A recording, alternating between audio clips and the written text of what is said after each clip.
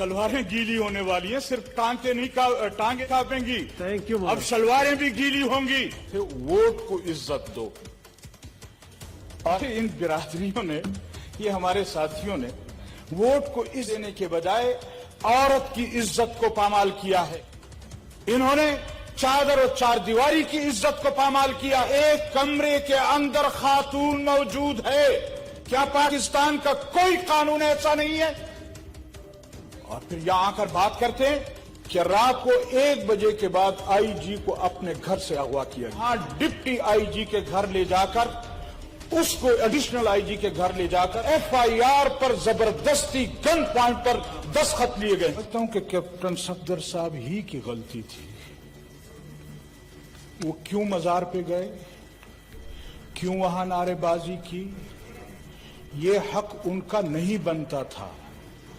लिहाजा उनके खिलाफ जो भी कार्रवाई हुई है, ये हक बनता था हमारे इन भाइयों का। ये हक बनता है पीटीआई वालों का। ये उनका हक है। प्लीज वो इंटरफेयर ना करेंगे। मजार पर जाएं और कैप्टन साहब खुद जाएं, वहां जो मर्जी करें, उनको इजाजत है। इसके अलावा किसी पाकिस्तानी को ये इजाजत नहीं है कि वो मजार पर जाकर या दुआ करे या वहां जाकर कोई नारेबाजी करे। इसका हक किसी और को नहीं। लेकिन इसके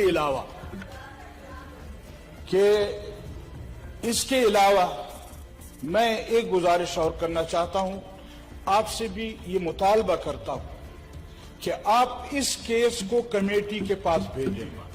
उसकी बुनियादी वजह क्या है? मेरी मालूमात ये है कि रात को 1 बजे के बाद आईजी को अपने घर से अगवा किया गया है और उसके बाद वहां डिप्टी आईजी के घर ले जाकर, उसको एडिशनल आईजी के घर ले जाकर उसको भी अगवा किया है और एफआईआर पर जबरदस्ती गन पॉइंट पर दस्तखत लिए गए। लिहाजा मैं मुतालबा करता हूं कि इस ऐवान से एक कमेटी को ये रेफर किया जाए कि क्यों ऐसा हुआ है और इसकी तहकीकात होनी चाहिए। मैं इसके अलावा एक गुजारिश और करना चाहता हूं कि हमारे मुस्लिम लीग नून वाले तो मुतालबा कर रहे थे वोट को इज्जत दो, और हमारे इन बिरादरियों ने, ये हमारे साथियों ने वोट को इज्जत देने के बजाय औरत की इज्जत को पामाल किया है। इन्होंने चादर और चार दीवारी की इज्जत को पामाल किया है। अगर एक कमरे के अंदर खातून मौजूद है, क्या पाकिस्तान का कोई कानून ऐसा नहीं है? और फिर यहां आकर बात करते हैं और कहते क्या है? वो कहते हैं कि बेवकूफ दोस्त से अक्लमंद दुश्मन अच्छा है। हम साबित नहीं कर रहे, ये खुद साबित कर रहे हैं कि फौज ये सियासत में मुलव्विस है और उन्होंने हमारा साथ दिया है और वो साथ दे रहे हैं। और अगर ये समझते हैं कि इस चमचागिरी से वो शायद फौज के या इस इदारे के कुछ हिमायत हासिल कर लेंगे, तो मैं उन इदारों को भी कहना चाहता हूं कि इन दोस्तों से आपके वो दुश्मन बेहतर हैं जो कम से कम आपको इस तरह आपकी पगड़ियां नहीं उछालते, आपके साथ वो काम नहीं करते। इन्होंने दोस्ती में क्या कुछ नहीं कहा। मोहतरम जनाब कैप्टन साहब ने खुद कहा कि ख्वाजा आसिफ साहब ने रात को 12-1 बजे बाजवा साहब को फोन किया और फिर वो कामयाब हुए। ये भूल गए कि मैं जो ख्वाजा आसिफ पर इल्जाम लगा रहा हूं वो मैं जनरल साहब पर भी इल्जाम लगा रहा हूं। और हमारे कायद ने कल भी कहा, इससे पहले भी कहा कि बहैसियत इदारा के फौज हमारी आंखों की पलकें हैं, लेकिन अगर कोई पलकों का बाल वो आंख के अंदर जाकर गिरे तो फिर उसको अगर खुद न निकले तो निकालना पड़ता है। तो मेरे मोहतरम साथी, हम इदारों को भी कहना चाहते हैं कि अगर आप इस तरह अपने आप को मुलविस करेंगे और समझेंगे ये कि सारा दिन वो कोड़ा क्रिकेट में मुर्गी की तरह चोंच भी मारते रहेंगे और फिर चोंच ऊपर भी रखेंगे कि हमने तो ये जुर्म नहीं किया। हम तो सियासत में नहीं है। मैं पूछना चाहता हूं, आज तो सारे बाल हमारे आंखों में पड़े हुए हैं। कोई एक ऐसा सिविलियन इदारा बता दें कि जिसका सरबराह किसी फौजी को नहीं बनाया गया, किसी जनरल और उस कर्नल को नहीं बनाया गया।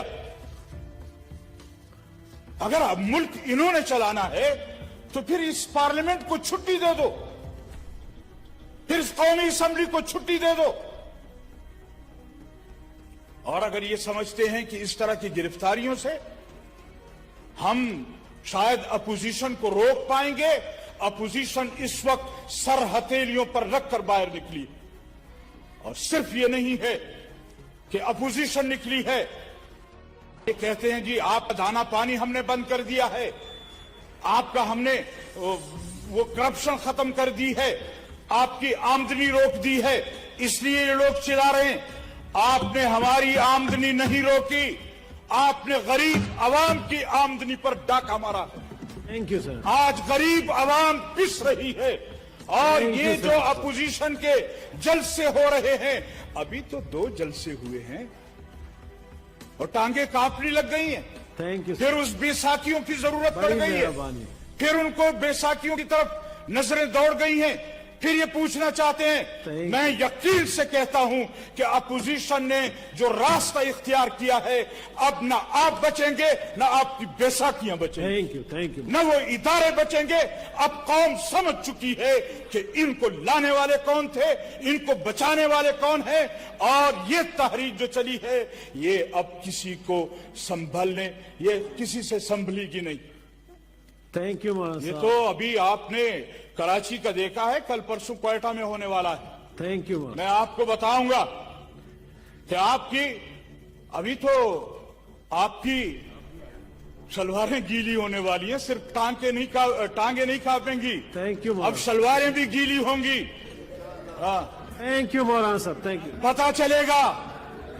जनाब चेयरमैन साहब, थैंक यू। आप तशरीफ रखें ताकि बस अभी वाइंड अप करें मौलाना साहब प्लीज। मैं वाइंड अप कर रहा हूं, लेकिन मैं इन हजरात को भी कहना चाहता हूं कि इब्तिदाए इश्क कहर होता है क्या, इब्तिदाए इश्क कहर होता है क्या, आगे आगे